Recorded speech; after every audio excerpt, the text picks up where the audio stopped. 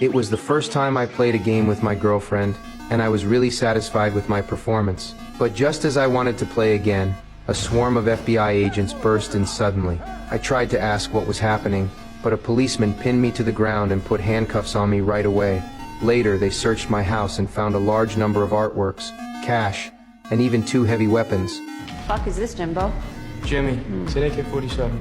So no possibility of reduced sentence. Faced with the police's accusations, I just sneered, because I knew that even if I went to jail, my father would definitely get me out.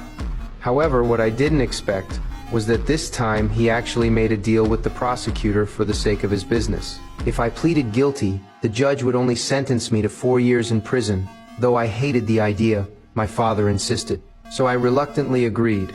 So in court, I openly admitted my crimes. But then the judge broke the deal.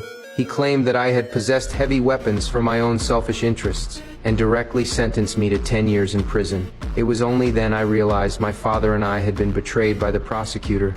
Thus, I ended up in jail. But a few months later, one day, the prison guards suddenly took me to the infirmary, and waiting for me inside were the prosecutor who had tricked me and a female agent. The female agent found out that I was thriving in prison. I had not only built friendly relationships with all major gangs, but also run my own business behind bars.